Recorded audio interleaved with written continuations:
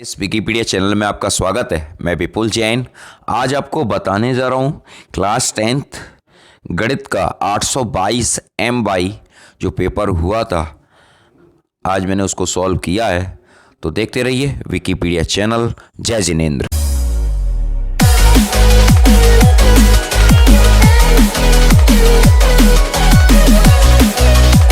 पहला क्वेश्चन है, निम्न में से कौन सा सहभाज्य संख्याओं का युग्म है।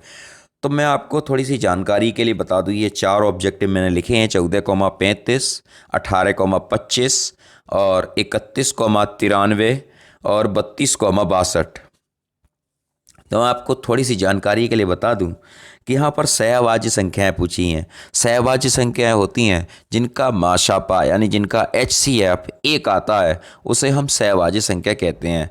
तो अगर हम 18 को सॉल्व करते हैं, मैं यहाँ पर थोड़ा सा सॉल्व करके आपको दिखा दे रहा हूँ। देखिए 18 को अगर हम सॉल्व करते हैं तो 2 9 जा 18 होते हैं और 3 3 जा 9 और 3 3 जा 1। और ऐसे ही 25 को अगर हम सॉल्व करते हैं तो 5 5 जा 25 और 5 5 जा 1। यानी देखिए यहाँ पर ऐसा कोई भी नंबर नहीं है जो यहाँ पर जो भी कोई भी फैक्टर ऐसा नहीं है जो कॉमन मिले। तो माशापा अगर 1 होता है सहभाज्य संख्याओं का, तो उसे हम सहभाज्य संख्या कहते हैं। ऐसी संख्या जिनका माशापा 1 होता है उसे हम सहभाज्य कहते हैं। तो इसका माशापा दोनों के पास 1 है, कोई भी फैक्टर यहाँ पर कॉमन नहीं है, इसलिए ये सहभाज्य संख्याओं का युग्म 18,25 होगा। यहाँ पर देखिए 14,35 है, ये 7 दूनी 14 और 7 पंजे 35, यानी इसका माशापा 7 हो जाएगा। यहाँ 18,25 का 1 है, ये हमने निकाला है। 31 या 93 होते हैं, यानी 31 इसका माशापा हो जाएगा। और यहाँ पर 32 दूनी 62 होते हैं। ठीक है, तो यहाँ पर 32 आपका इसका माशापा हो जाएगा। ठीक है, तो जिसका माशापा 1 होता है उसे सहभाज्य संख्याएं कहते हैं। नेक्स्ट क्वेश्चन देखिए, यहाँ पर नेक्स्ट क्वेश्चन जो है लिखा है, एक बिंदु बिंदुओं 7,-6 और 3,4 को मिलाने वाली रेखाखंड को 1:2 के अनुपात में अंतः विभाजित करता है। बिंदु संबंधित है। कहने का मतलब है एक बिंदु 7,-6 और 3,4 को मिलाने वाले रेखाखंड, यानी इस तरीके से यहाँ पर बिंदु लिखे हैं 7,-6 और यहाँ पर लिखे हैं 3,4 और इसको 1:2 के अनुपात में डिवाइड करना है। अगर ये से हम डिवाइड कर देते हैं तो ये बिंदु कौन से चतुर्थांश में आएंगे? प्रथम चतुर्थांश में आएंगे, द्वितीय चतुर्थांश में आएंगे, तृतीय चतुर्थांश में आएंगे और चतुर्थ चतुर्थांश में आएंगे। ये चीज़ हमसे इन्होंने पूछी है। तो इसे पूछने के लिए देखिए यहाँ पर हमने अंत्य विभाजन का फॉर्म लगाया है, x1 m2 plus m1 x2 upon m1 plus m2। ठीक है, तो यहाँ पर जरा देखिए, यहाँ पर m1 x2, यहाँ पर इन दोनों कोऑर्डिनेटों को, जो कोऑर्डिनेट यहाँ पर दिए हैं 7,-6, इसको हम x1 और y1 मानेंगे और इसको x2, y2 मान लेंगे। ठीक है, और फिर x1 y1 x2 y2 और जो अनुपात दे रखा है उसे m1 m2 मानेंगे और x और y के मान को निकालेंगे। यहाँ पर ये फॉर्मूला होता है x1 m2 plus m1 x2 upon m1 plus m2। x बराबर 7 गुणा 2 प्लस 3 गुणा 1 बट्टे 1 प्लस 2। तो ये हो जाएगा 7 दूनी 14 और 3 17/3। x की वैल्यू जो आ रही है 17/3 आ रही है। y का ये फॉर्म लगाएंगे y1 m2 plus y2 m1 upon m1 plus m2। इसे आप देखिए, इसे आप ऐसे भी लिख सकते हो, y बराबर m2 y1 plus m1 y2। Interchange कर सकते हैं, यानी 2 का गुणा 3 में करते हैं और 3 का गुणा 2 में करें तो आंसर तो 6 ही आएगा, कोई फ़र्क नहीं पड़ता। ठीक है, y बराबर -6 × 2 यानी 6 दूनी 12 प्लस 4 गुणा 1 प्लस 1 प्लस 2। ये हो जाएगा -12 प्लस 4/3 -8/3। अब यहाँ देखिए 17/3 और यानी x की वैल्यू आ गई आपकी 17/3 और y की वैल्यू आ गई -8/3। तो 17/3 और -8/3 यानी 17 पॉजिटिव है और ये नेगेटिव है। तो ये चौथे क्वाड्रेंट में आपका ये आंसर आएगा, यानी ये बिंदु चतुर्थ चतुर्थांश में स्थित होंगे। ठीक है, नेक्स्ट क्वेश्चन की तरफ चलते हैं। नेक्स्ट क्वेश्चन है, देखिए यहाँ पर 5 सेंटीमीटर त्रिज्या के वृत्त पर उसके केंद्र से 5 सेंटीमीटर त्रिज्या के वृत्त पर उसके केंद्र से 13 सेमी दूर स्थित एक बिंदु से खींची गई स्पर्श रेखा की लंबाई ज्ञात करो। तो देखिए 5 सेंटीमीटर त्रिज्या का एक वृत्त है। अब देखिए स्पर्श रेखा की लंबाई के लिए 4 ऑप्शन दे रखे हैं, 4 सेमी, 8 सेमी, 12 सेमी और 16 सेमी। तो आइए देखते हैं। सबसे पहले एक वृत्त खींचेंगे 5 सेमी का, और यहाँ से दूर एक बिंदु P मैंने माना है। यहाँ पर इस बिंदु P इसको माना है 5 सेंटीमीटर त्रिज्या के वृत्त पर उसके केंद्र से 13 सेंटीमीटर दूर स्थित एक बिंदु से खींची गई स्पर्श रेखा।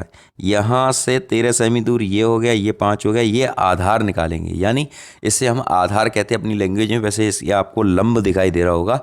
अगर हम इस तरीके से कर दें इसको तो ये आपको आधार नज़र आ जाएगा, यानी ये वाली भुजा ज्ञात करनी है हमें।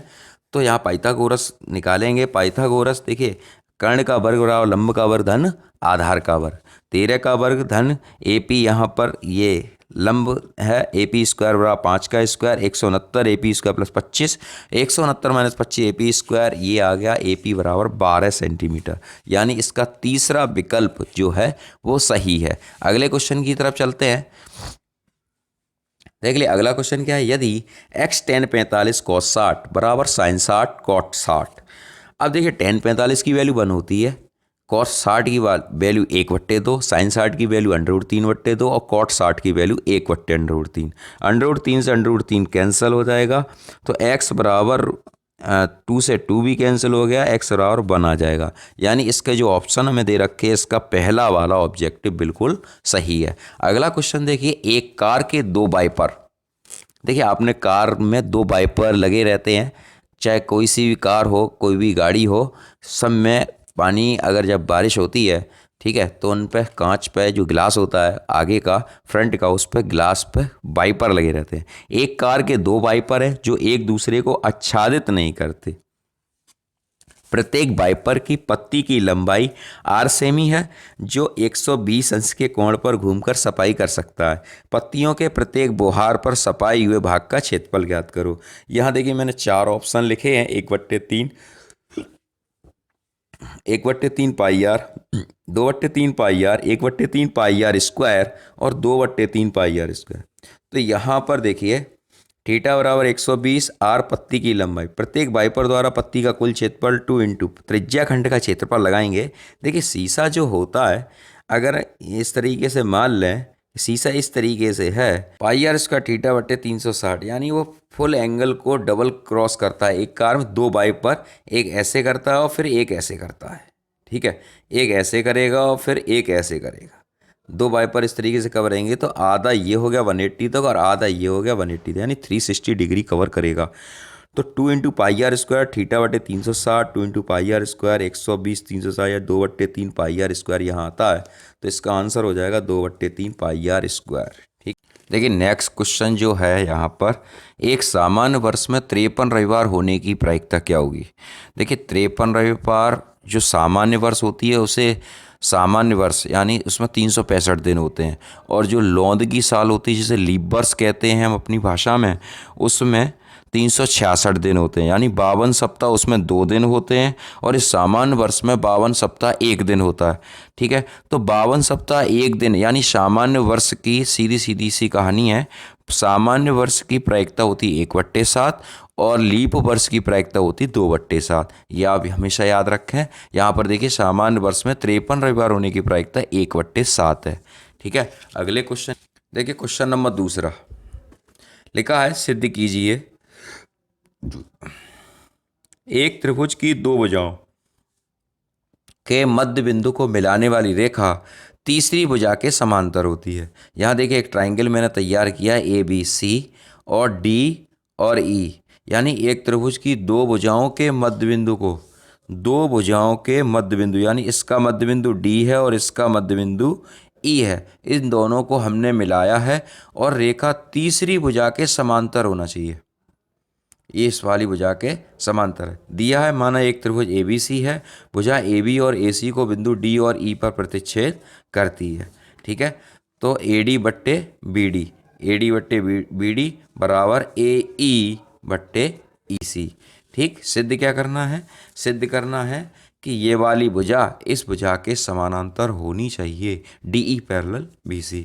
यहाँ देखिए जरा, बी सी के समानांतर बिंदु डी से इस भुजा के समानांतर इस बिंदु से इसके समानांतर एक रेखा खींची, डी एफ रेखा खींची, जिसे D F parallel B C कहते हैं। ये रचना का कार्य किया। थेल्स की प्रमेय से ए डी बट्टे बी डी, देखिए ए डी बट्टे बी डी बराबर ए एफ बट्टे एफ सी, समीकरण नंबर 1 लिखा इसको। फिर दूसरा क्वेश्चन, फिर दूसरा तैयार किया, ये हमें दिया हुआ है ए डी बट्टे बी डी बराबर ए ई बट्टे सी ई। अब यहाँ देखिए ए डी ये वाला पोर्शन, ये वाला पोर्शन, यानी एल एच एस दोनों की समान है, तो आर एच एस दोनों की समान कर देते हैं। या लिखा मैंने समीकरण 1 और 2 से A F upon F C बराबर ए ई अपॉन ई सी। या देखिए ई सी और आपका लिखा क्या, ई सी और आपका देखिए A F upon F C बराबर ए ई अपॉन ई सी, दोनों पक्षों में एक जोड़ेंगे, दोनों पक्षों में एक जोड़ेंगे तो A F upon F C plus 1, A E upon E C plus 1, दोनों में जोड़ा, ये बन गया A F plus F C बट्टे एफ सी, ए ई धन ई सी बट्टे ई सी। अब यहाँ थोड़ा सा मैं छोटा कर दे रहा हूँ जिससे आपको अच्छे से समझ में आ जाए। देखिए ए एफ धन एफ सी, ए एफ धन एफ सी, अगर इसको पूरी भुजा को लेंगे ए एफ धन एफ सी तो ये हो जाएगा ए सी। ठीक है, ए एफ धन एफ सी बराबर, और ये हो जाएगा आपका ए एफ धन एफ सी ए सी हो गया। ठीक है, और एफ सी नीचे से पहले से है, और ए ई धन ई सी। अब ए ई धन ई सी देख लीजिए, ए ई धन ई सी, ये भी हो जाएगा ए सी, ए ई धन ई सी बराबर ए सी बट्टे ई सी, ए सी से ए सी कट जाएगा, एफ सी बराबर ई सी हमें प्राप्त हो जाएगा। ये हमने लिखा है एफ सी बराबर ई सी। यह केवल तभी संभव है जब ई तथा एफ एक ही बिंदु पर है, अतः डी ई पैरेलल है बी सी के। नेक्स्ट खा क्वेश्चन है, यदि सेक 4 थीटा बराबर कोसेक थीटा माइनस 20, जहाँ थीटा न्यून कोण है, थीटा बराबर क्वेश्चन मार्क। अब देखिए सेक 4 थीटा है, देखिए सेक को हम देखिए 90 की जो फॉर्म होती है उसमें सभी एंगल चेंज हो जाते हैं। 90 माइनस थीटा में साइन कॉस में बदल जाता है, कॉस साइन में बदल जाता है, टेन कॉट में बदलता है, कॉट टेन में बदलता है, सेक कुशेक में बदलता है और कुशेक सेक में बदलता है। यहाँ पर सेक कुशेक में चेंज हो रहा है। 4 थीटा लिखा है 90 माइनस 4 थीटा, यानी यहाँ पर एंगल जो है वो 4 थीटा है, तो कोसेक 90 माइनस थीटा यानी हो जाएगा ये आपका, देखिए कोसेक 90 माइनस थीटा होता है कोसेक 90 माइनस 4 थीटा, यानी अगर हम इसको चेंज करेंगे तो हमें यही वाला पोर्शन प्राप्त हो जाएगा। और यहाँ पे देखिए कोसेक थीटा माइनस 20, कोसेक से कोसेक हमने कैंसिल कर दिया, 90 माइनस 4 थीटा बराबर थीटा माइनस 20, इस 90 माइनस 4 थीटा बराबर थीटा माइनस 20, अंक को एक तरफ कर लेंगे और एंगल को एक तरफ कर लेंगे। ठीक है, तो ये हो जाएगा 90 प्लस 20 आपका 110 और थीटा प्लस 4 थीटा बराबर 5 थीटा। 5 का डिवाइड किया 110 में तो ये हो गया 22। ठीक, अगले क्वेश्चन की तरफ देखते हैं। क्वेश्चन नंबर दूसरे का गा, A B C D 14 centimetre भुजा का एक वर्ग, ए बी सी डी को केंद्र मानकर चारों समान वृत्त इस प्रकार खींचे गए कि प्रत्येक व्रत शेष 3 व्रतों में से 2 व्रतों को बाह्य रूप से स्पर्श कर लेता है। ठीक है, जैसा कि चित्र में दिखाया गया है, छायांकित भाग का क्षेत्रफल ज्ञात कीजिए। ठीक है, यहाँ आपको कुछ समझ में आ रहा है? यहाँ पर देखिए A B C D 14 centimetre भुजा, यानी इस वर्ग है जो है, वर्ग की चारों भुजाएं बराबर होती हैं, तो इसकी भुजा की लंबाई 14 है। ठीक है, केंद्र मानकर ए बी सी डी को केंद्र मानकर, यानी इसको केंद्र मानकर, इसका नाम ए, इसका नाम बी, इसका नाम सी और इसका नाम डी, इसको केंद्र मानकर एक वृत्त खींचा, तो एक वृत्त 2 वृत्तों को स्पर्श करता है। यहाँ लिखा है ए बी सी डी को केंद्र मानकर 4 समान वृत्त इस प्रकार खींचे गए कि प्रत्येक वृत्त शेष 3 वृत्तों में से, यानी 1 2 3 वृत्त में से 2 को स्पर्श करता है। छायांकित चित्र में दिखाया गया है, छायांकित भाग का क्षेत्रफल ज्ञात करो, यानी इस भाग का क्षेत्रफल हमें निकालना है। तो अब निकलना कैसे? देखिए वर्ग में से ही हम 3 सर्किल खींच रहे हैं, 4 सर्किल खींच रहे हैं, तो वर्ग का क्षेत्रफल होता है भुजा स्क्वायर, यानी 14 का स्क्वायर हो जाए, वर्ग का क्षेत्रफल 196 सेंटीमीटर स्क्वायर, चतुर्थांश का क्षेत्रफल हुआ पाई आर स्क्वायर अपॉन 4, जहाँ आर बराबर 7 सेंटीमीटर। देखिए 4 सर्किल हैं तो 4 चतुर्थांश हो जाएंगे, 4 गुणा 1/4 पाई आर स्क्वायर, 22/7, 7 गुणा 7, 7 से 7 कैंसिल, 22 7 154 सेंटीमीटर स्क्वायर आपके सामने इसका आ गया। अगला क्वेश्चन, अब देखिए अब 4 चतुर्थांश का क्षेत्रफल आ गया। ठीक है, अब वर्ग का क्षेत्रफल हम निकाल चुके हैं। अब वर्ग के क्षेत्रफल में से इन चारों सर्किल के क्षेत्रफल को घटाएंगे तो हमें प्राप्त हो जाएगा, यानी 196 में से 154 को हम लेस कर देंगे। देखिए जरा, देखिए छायांकित भाग का क्षेत्रफल बराबर वर्ग का क्षेत्रफल माइनस चारों चतुर्थांशों का क्षेत्रफल। 196 से 154 घटा दिया, ये हमें 42 सेंटीमीटर स्क्वायर प्राप्त हुआ। अगले क्वेश्चन की तरफ देखिए। देखिए एक थैले में 5 लाल कुछ नीली गेंद हैं। यदि एक नीली गेंद निकालने की प्रायिकता एक लाल गेंद निकालने की प्रायिकता की दुगनी हो तो थैले में नीली गेंद की संख्या ज्ञात करो।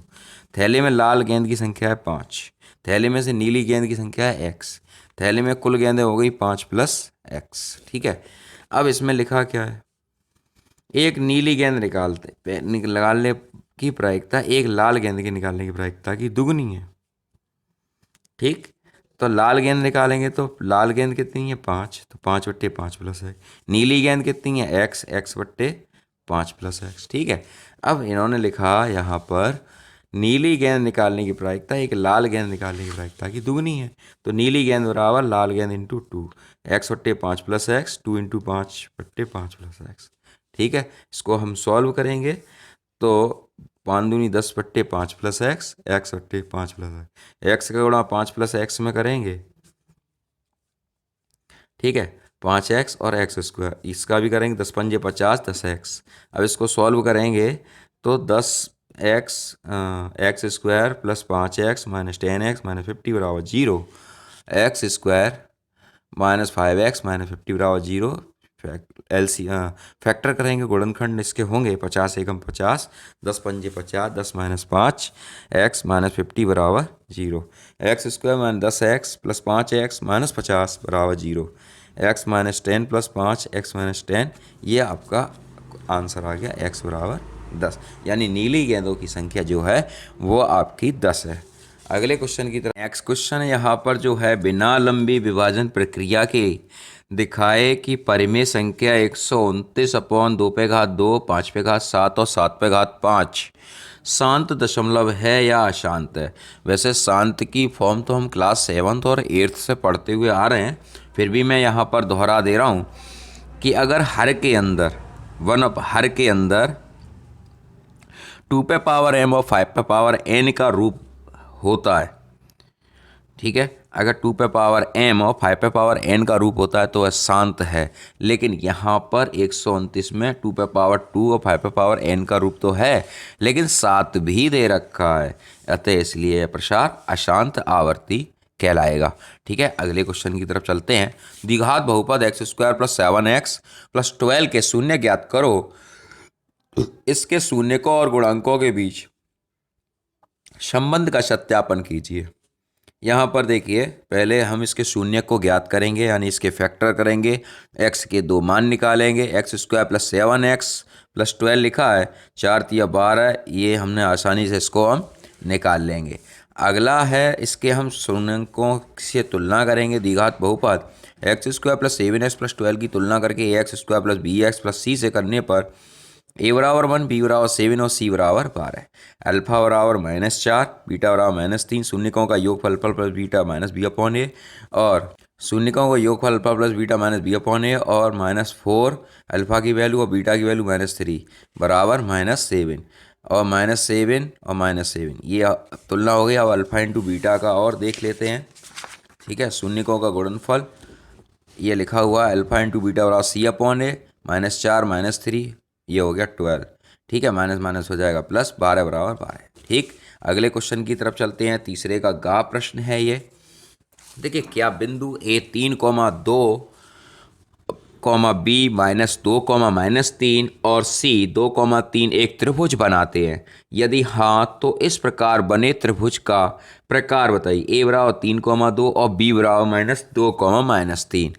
तो यहाँ पर जरा देखिए, एक ट्रायंगल बना रहे हैं, तो इस प्रकार बने त्रिभुज का प्रकार बताइए। प्रकार का मतलब आप समझ रहे हो कि प्रकार से किस संबंधित, किस भाषा, क्या आप बोलना चाह रहे हैं, क्या बताना चाह रहे हैं। प्रकार होता है कि यह त्रिभुज समबाहु है, समकोण है, समद्विबाहु है, विषमबाहु है, किस तरीके का यह त्रिभुज है। तो इस चीज़ को हमें देखना है कि यह त्रिभुज किस टाइप का है। ठीक है। तो यहाँ देखिए, यहाँ पर बिंदु दे रखे हैं A3,2 और B-2,3। ये मैंने एक ट्राइंगल तैयार किया है। आप किसी तरीके से भी आप इन बिंदुओं को रख सकते हो। फिर इन पर बीच की दूरी का फॉर्म लगाएंगे। तो बीच की दूरी का फॉर्म होता है √x2 - x1 का whole square plus y2 - y1 का होल स्क्वायर। तो x2 - 2 - 3 का होल स्क्वायर प्लस -3 - 2 का होल स्क्वायर। ये हो गया -3 और 2 5 25, 3 और 2 5 25। ये आ गया आपका √50। अगला है BC के बीच की दूरी। यहाँ देखिए BC का मान निकालेंगे और यहाँ पर आ रहा है √52 मात्रक। अगला है CA के बीच की दूरी √x2 - x1 का whole square plus y2 - y1 का होल स्क्वायर, √3 - 2 का होल स्क्वायर प्लस √3 - 2 यानी एक √2। अब यहाँ देखिए जो वैल्यू हमें मिली है BC का स्क्वायर हुआ AB स्क्वायर धन CA का स्क्वायर। तो √52 का होल स्क्वायर बराबर √50 का होल स्क्वायर प्लस √2 का होल स्क्वायर। तो देखिए √52 52 और 50 और 2 52। अतः दो भुजाओं का योगफल जब तीसरी भुजा के योगफल के बराबर हो जाता है तो यह त्रिभुज समकोण त्रिभुज कहलाता है। ठीक है, यानी दिया हुआ प्रकार जो है वो समकोण त्रिभुज का है। अगले क्वेश्चन की तरफ चलते हैं। 20 मीटर गहरा, देखिए यहाँ पर 20 मीटर गहरा और 7 मीटर व्यास का एक कुआं खोदा जाता है। खोदने से निकाले गए मिट्टी के समान रूप से फैलाकर 22 बाई 14 मीटर आकार का एक चबूतरा बनाया जाता है। चबूतरे की ऊंचाई ज्ञात करो। देखिए सबसे पहले कोई भी चीज़ खोदी जाती है या कोई चीज़ भरी जाती है तो वॉल्यूम निकाला जाता है, आयतन निकाला जाता है। ठीक है, और कोई चीज़ लपेटी जाती है तो इस तरह की कंडीशन में वक्र पृष्ठ निकाला जाता है। ठीक है, ये चीज़ क्लास 9th में भी NCERT में दिया हुआ है। ठीक है, यहाँ देखिए 20 मीटर एक गहरा कुआं, 7 मीटर व्यास। ठीक, इस तरह का एक कुआं होगा।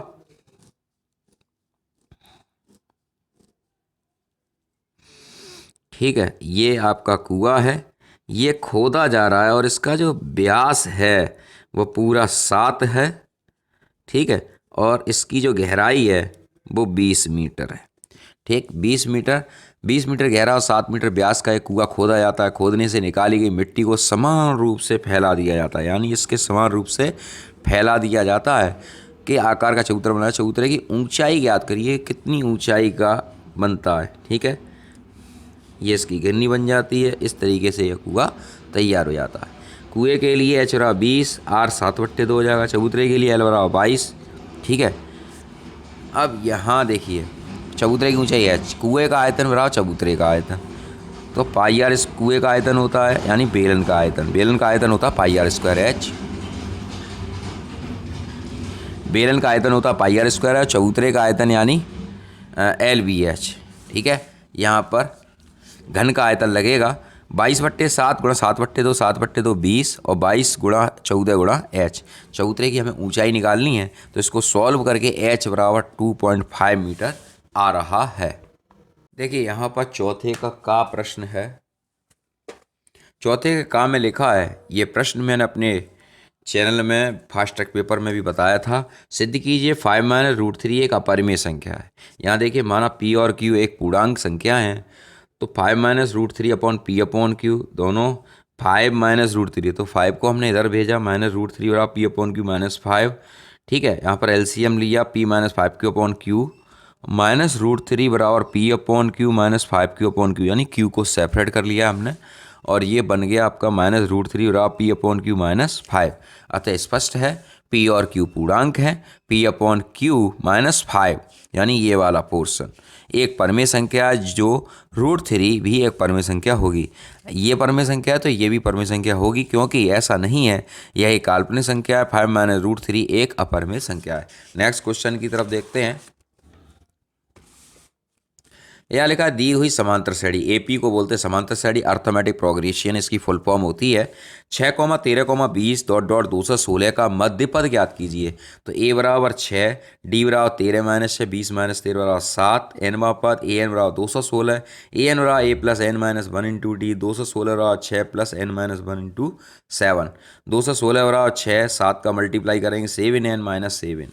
ठीक, 216 बराबर 7N, 7 में से 6 निकालेंगे -1, 216 और 1 17 हो गया।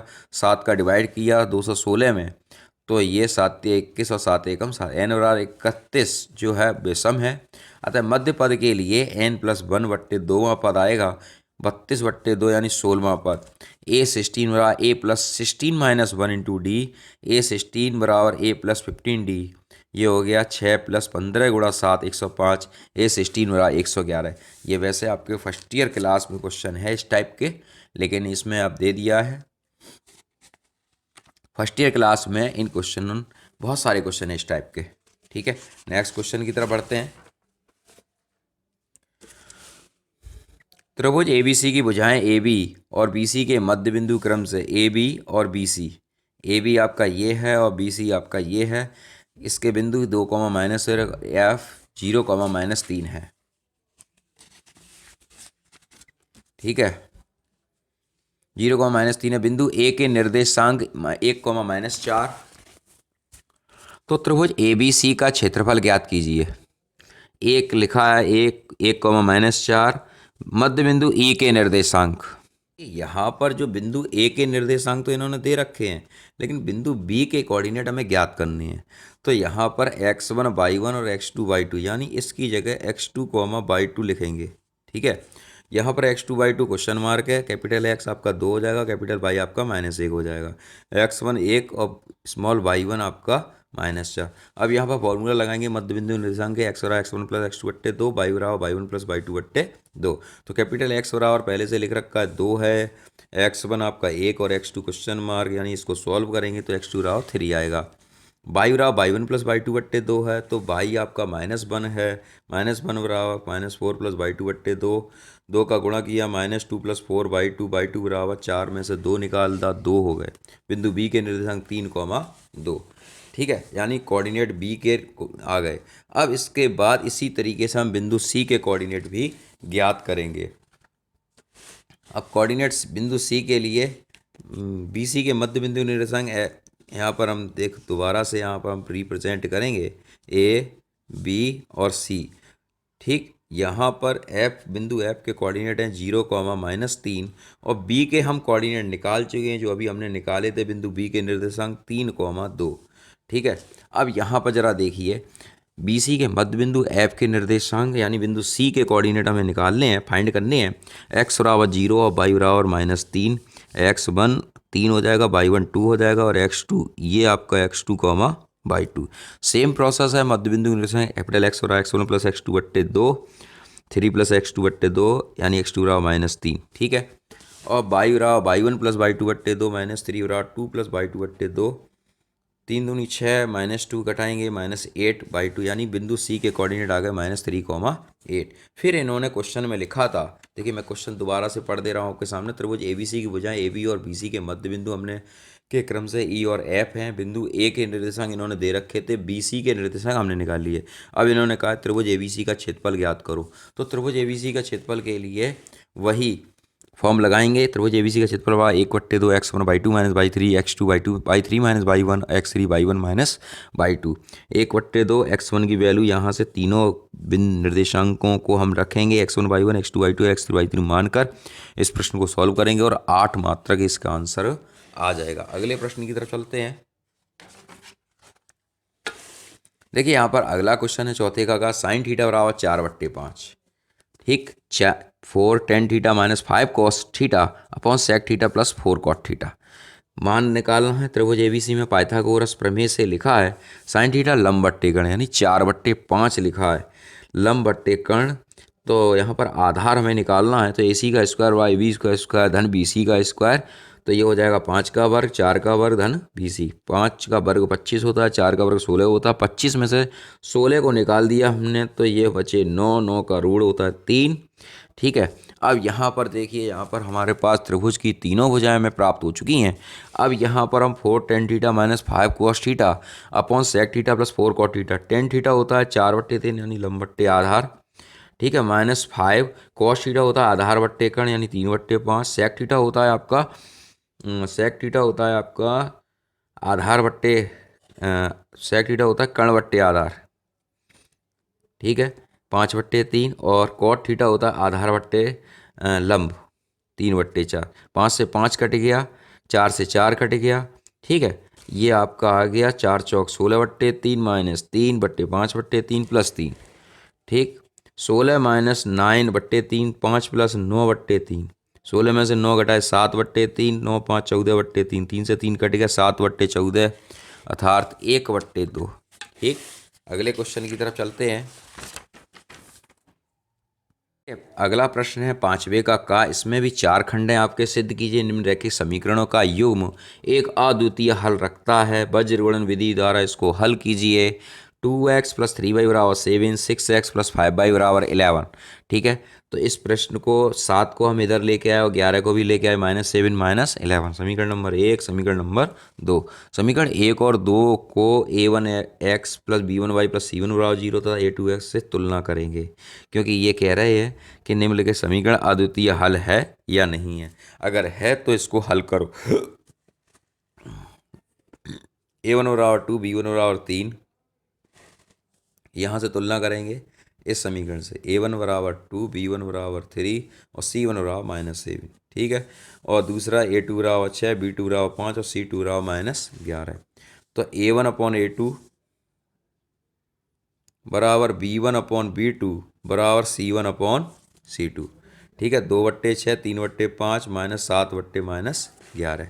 ठीक, 1/3 यह आ गया a1/a2 is not equal b1/b2।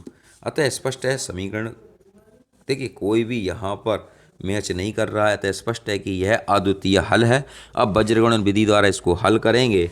तो वज्रगुणन विधि द्वारा जो हल करते हैं, यहाँ पर मैं समीकरण को लिख ले रहा हूँ सरलता के लिए। 2x + 3y - 7 = 0 और 6x + 5y - 11 = 0। अब देखिए ज़रा x अपॉन, देखिए जब x के कॉलम को लिखते हैं तो x नहीं लिखते, बाद बाकी जो रह जाता है उसको लिखते हैं। 3 से -7, 5 -11 ये लिख दिया। फिर इसके बाद y नहीं लिखेंगे, फिर ऐसे ही करेंगे -7 - 2 - 11 6। फिर ऐसे ही अचर पद को दबा लेंगे 2 3 6 5 और फिर इसका सीधे सीधे गुणा करेंगे। सीधे सीधे जब हम गुणा करेंगे तो ये आ जाएगा 11 तिया 33, 5 सत्ते 35 और ये यहाँ पर परमानेंट माइनस चलता है प्रत्येक पद में। 7 छिंग 42, 11 दूनी 22। ठीक है, 5 दूनी 10, 6 तिया 18।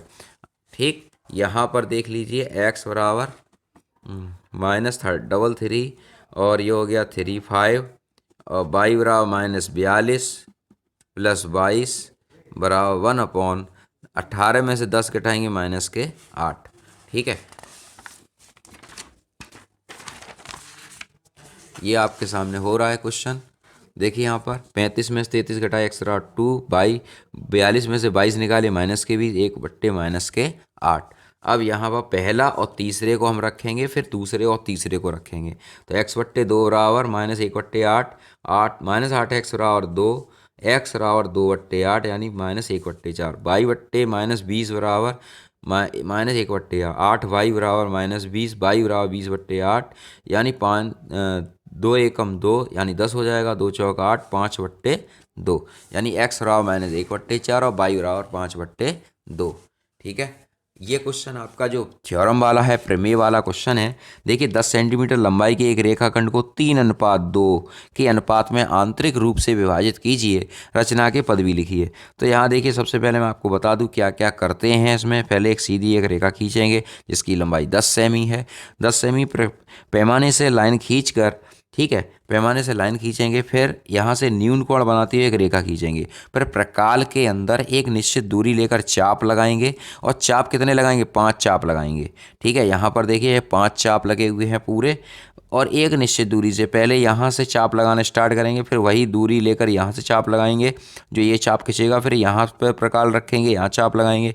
इस तरीके से लास्ट वाले M5 को इससे मिला देंगे और फिर सेट स्क्वायर की सहायता से M3 को सी से मिलाएंगे।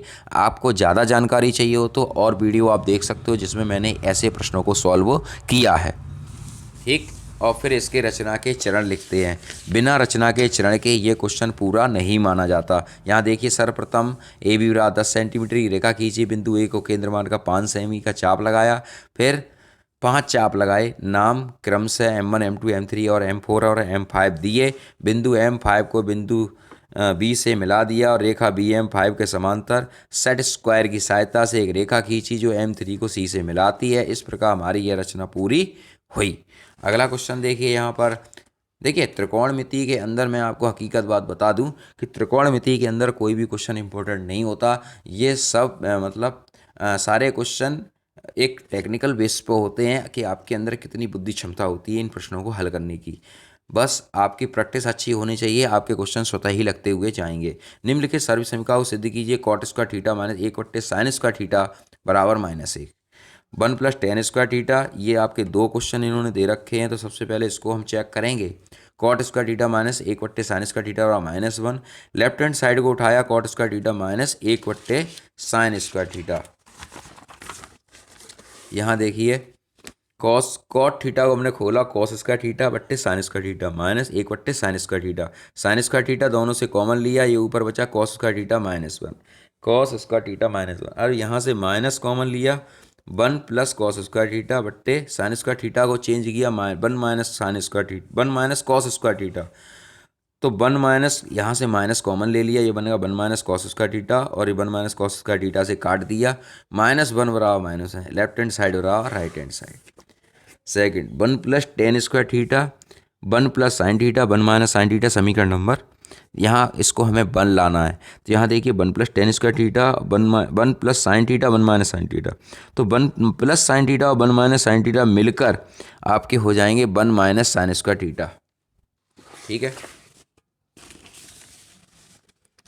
देखिए 1 + tan² थीटा और ये हो जाएगा 1 - sin² थीटा। 1 + tan² थीटा होता है sec² थीटा और ये होता है आपका 1 - sin² थीटा।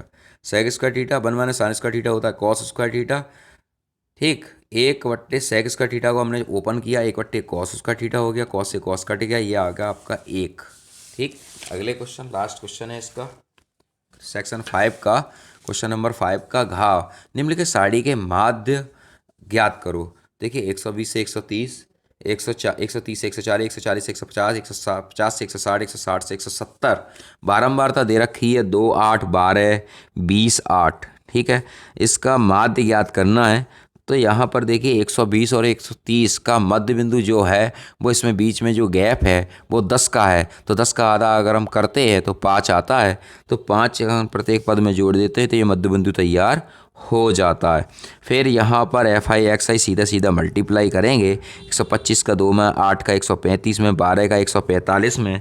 तो यहाँ देखिए ये समीकरण तैयार हो रहा है 250, 1080। ठीक है, इन सभी बिंदुओं को जोड़ेंगे और फिर हमें माध्य x बराबर समेसन FI XI बट्टे समेसन FI x बार बराबर 74, 90/50, यह आ गया x बार बराबर 149.8। ठीक है, इस तरीके से ये खंड पूरा हुआ। अगले खंड को देखते हैं। छठवें का एक नाव की स्थिर जल में चाल 8 किलोमीटर प्रति घंटा, यह धारा की दिशा में 22 किलोमीटर और धारा के विपरीत दिशा में 15 किलोमीटर 5 घंटे में जा सकती है। यानी आना और जाना 22 किलोमीटर जाती है और 15 किलोमीटर आती है, दोनों में बीच में 5 घंटे का समय खर्च हो रहा है। धारा की चाल ज्ञात करो। तो देखिए यहाँ लिखा है मैंने, शांत जल में नाव की चाल 8 किलोमीटर है, धारा की चाल x किलोमीटर। ठीक है, यहाँ देखिए धारा की दिशा में नाव की चाल 8 + x और धारा के विपरीत दिशा में 8 - कुल समय 8 घंटे। यहाँ लगाएंगे हम फॉर्मूला चाल बराबर दूरी बट्टे समय का। तो समय बराबर दूरी बट्टे चाल, धारा के दिशा में जो चाल हम गए थे समय 22 किलोमीटर। ठीक है, 22 किलोमीटर और 8 + x। इसी प्रकार धारा के विपरीत दिशा में 15 किलोमीटर गए थे, 15/8 - x। ठीक है, अब यहाँ पर देखिए, यहाँ पर मैंने समीकरण 1 और 2 धारा की दिशा में और धारा के विपरीत दिशा में लौटने पर समीकरण 1 और 2 से हमने लिखा है दोनों के बीच में 5 घंटे का समय खर्च हुआ था। धारा की दिशा में 22 किलोमीटर गए थे, धारा के विपरीत दिशा में लौट कर आए तो 15 किलोमीटर चल के आए। तो 22/8 + x बट्टे 15/8 माने दोनों के बीच में जो समय खर्च हुआ है वो खर्च हुआ है 5। ठीक है, हमने यहाँ पर एलसीएम लिया 8 - x और 8 + x। तो 22 × 8 - x + 15 × 8 + x बराबर 5। तो 22/176 - 22x 15/120 + 15x बराबर 5 × 64 - x²। ठीक है, अब यहाँ पर देखिए 296, 176 और 120, 296 - 7x बराबर 320 माइनस 5x²।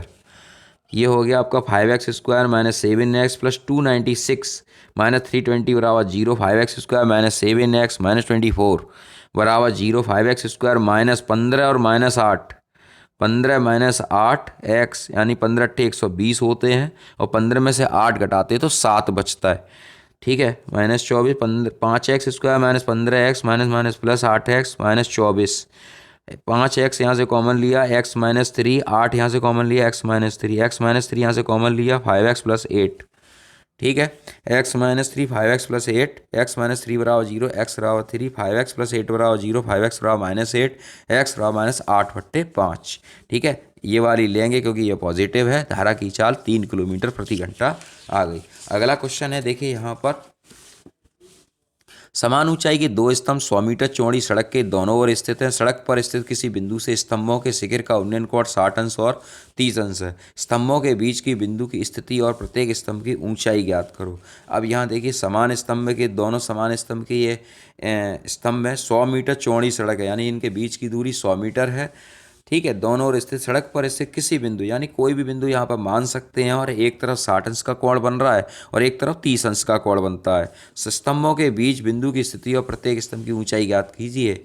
माना स्तंभ की ऊंचाई x मीटर है, त्रिभुज ABP में tan 60 बराबर AB बट्टे BP, tan 60 का मान √3 x/y, x बराबर बाई √3 हो गया ये। फिर CPD, ये वाला ट्राइंगल ले लेंगे, ये वाला CPD। ठीक है, ये वाला ट्राइंगल लेते हैं तो यहाँ पर देखिए tan तीसरा CD बट्टे PD 1/√3 x/100 माइनस बाई 1 कैंची का गुणा किया 100 माइनस बाई बट्टे √3 बराबर x। समीकरण 1 और 2 से अगर हम सॉल्व करते हैं, क्योंकि x यहाँ पर भी है और x यहाँ पर भी है, तो बाई √3 यहाँ बराबर 100 माइनस बाई √3 का कैंची का गुणा कर दिया यहाँ पर, तो √3 हो जाएगा 3y, 100 माइनस बाई को इधर ले गया 4y हो जाएगा। 4 का 100 में भाग लगाएंगे 25 बार, और फिर y का मान समीकरण 1 में रखेंगे तो ये आ जाएगा x रहा 25/√3। अगले क्वेश्चन की तरफ चलते हैं।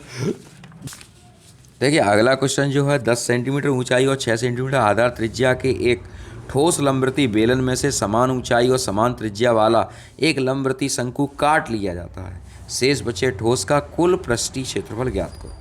देखिए यहाँ पर 10 सेंटीमीटर ऊंचाई है और 6 सेंटीमीटर त्रिज्या का एक ठोस लंबवृत्तीय बेलन काटा जाता है, यानी एक बेलन है जिसमें से इस तरह से काटा जाता है कि शंकु के आकार का है। ठीक है, शेष बचे ठोस पृष्ठीय क्षेत्रफल ज्ञात करो। जो मैंने डॉटेड ये कर दिया, ये लकड़ी शेष बच गई है, इसका क्षेत्रफल ज्ञात करने की कितनी लकड़ी शेष बची है अपने पास। ठीक है, तो मैंने लिखा है h बराबर 10, r बराबर 6, बेलन का वक्र पृष्ठीय क्षेत्रफल πr² h 22/7, 6 गुणा 6 गुणा 10, और यहाँ पर मैंने 22/7 ओपन कर लिया था, लेकिन फिर पाई लेकर चलेंगे क्योंकि शंकु का फिर निकालेंगे और फिर घटाना भी पड़ेगा, है ना। तो इसलिए अब यहाँ देखिए बेलन का शंकु का वक्रपृष्ठ निकालते तो शंकु का वक्रपृष्ठ होता πrl, लेकिन l यहाँ पर इन्होंने हमें दे नहीं रखा, तो l² हो रहा है h² प्लस r²।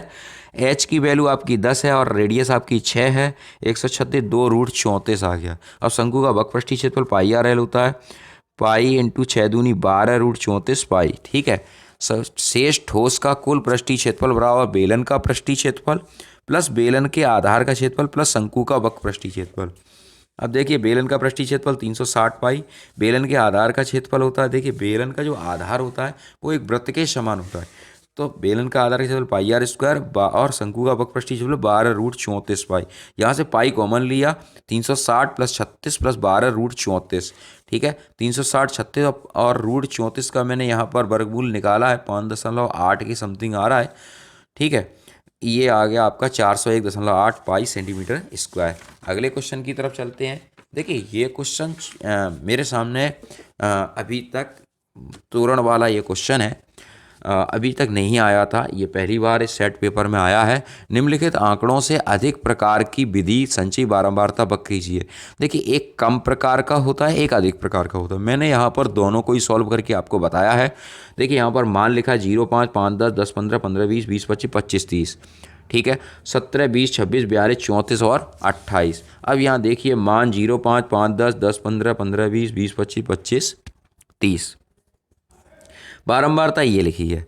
ठीक है, तो ऐसे प्रश्नों को करते समय पहले संचयी बारंबारता दोनों तरफ से बनाई जाती है। पहले हमने कम प्रकार से बताई है, क्योंकि ये क्वेश्चन तो वैसे अधिक प्रकार का है, लेकिन मैंने पहले कम प्रकार का किया, फिर आगे आपको अधिक प्रकार भी बताया है। संचयी बारंबारता बनाएंगे तो 17 + 20 + 26 42 34 28, वही पुराना तरीका है। ठीक है, फिर कम प्रकार में 5 ये उठाएंगे और ये 17 उठाएंगे। 5, 17, 10, आपका 37, 15, 63, 20, 105, 25, 139, 30, 167। ठीक है, अब अधिक प्रकार का कैसे होता है? ये तो ऊपर से चलता है, अधिक प्रकार नीचे से चलता है। लास्ट में सबसे बड़ा अंक जो आया हमारे पास 167 आया। 167 अधिक प्रकार में ये वाला लेते हैं और कम प्रकार में ये वाला लेते हैं। तो देखिए यहाँ पर 167 नीचे से उठाया, 167 - 0। ठीक है, 167 में से 0 घटाया। ठीक, फिर 167 में से 17 घटाया, ये वाला 150। फिर 150 में से आपने घटाया 20। 167 में से पहले 17 निकाला है। ठीक है, 150 में से 20 निकाला, 130, 130 में से 126 निकाला, 104, 104 में से 134 निकाला, 104 में से 42 निकाला, सॉरी 62, और 62 में से 34 को निकाला, 38 बचा। अब यहाँ पर देखिए ये 167 है, ये 0,167, 5,150, 10, आपका 130, 15, 104, 20, 162, 25, आपका 38, ये नंबर आ गए। अब इनका डायग्राम ही मेन है, जो आप देख लीजिए, इसको समझ लीजिए किस तरीके से मैंने डायग्राम बनाया है। तो सबसे पहले मैंने आपका अधिक वाला बनाया है 0,167। देखिए यहाँ पर जो एक्स अक्ष है आपकी, एक्स अक्ष आपकी ये वाली होती है। एक्स अक्ष में जो देखिए नंबर कहाँ तक जा रहा है, 25 तक। तो मैंने एक्स अक्ष 1 सेंटीमीटर बराबर 1 सेंटीमीटर। ठीक है, 1 सेंटीमीटर यानी एक्स अक्ष पर, और वाई अक्ष पर मैंने माना है 1 सेंटीमीटर बराबर 20 सेंटीमीटर। ठीक है, ये दोनों पैमाने हैं, मैंने मान लिए हैं। अब यहाँ पर ज़रा देख लीजिए अंतर क्या आ रहा है। अंतर ये आ रहा है, सबसे पहले मैंने उठाया 0,100। पहले यहाँ नंबर डालेंगे 5, 10, 15, 20, 25, 30। ठीक है, 1 सेंटीमीटर बराबर 5 सेंटीमीटर के एक्स अक्ष पर। तो मैंने 5, अब यहाँ पर 0,167 है, तो 0 ये और 167 ये हो गया, क्योंकि 60 पर तो है, 60 से थोड़ा ऊपर चलेंगे तो 167 मिल जाएगा। सबसे पहले यहाँ पर बिंदु मिला 167। फिर दूसरा बिंदु है 5,150, तो 5 आपका ये है और 150 आपका ये है, आपका हो गया ये 5,150। ठीक है, फिर आपका ये है आपका 10,130, 10,130 ये आपका। ठीक है, फिर इसके बाद आपका नंबर है 15,104, तो 15 आपका ये रहा और 104 आपका 100 से ऊपर आएगा। फिर आपका है 20,62, तो 20 आपका ये रहा और 62 आपका आएगा 60 से ऊपर। ठीक, ग्राफिकल पे वैसे करना चाहिए, लेकिन स्कूल कॉलेजों में कई जगह ग्राफ पेपर नहीं अवेलेबल हो पाता, तो आप इस तरीके से अपनी कॉपी पर कर सकते हैं। ठीक है, फिर इसके बाद 25 आपका 62 है, तो 25 आपका 20,62 हो गया, 25,28 है, तो ये आपका 28 हो गया। ठीक है, फिर इनको इस रेखा द्वारा जहाँ जहाँ से ये होता हुआ जा रहा है उसको हम लास्ट बिंदु तक मिला देते हैं। अब यहाँ पर देखिए कम प्रकार का कैसे है। यहाँ देखिए सबसे पहले हमारा स्टार्ट हुआ 5,17, एक्स अक्ष में 5 है, तो 5 और 20 से थोड़ा नीचे है, 5,17 ये आ गया।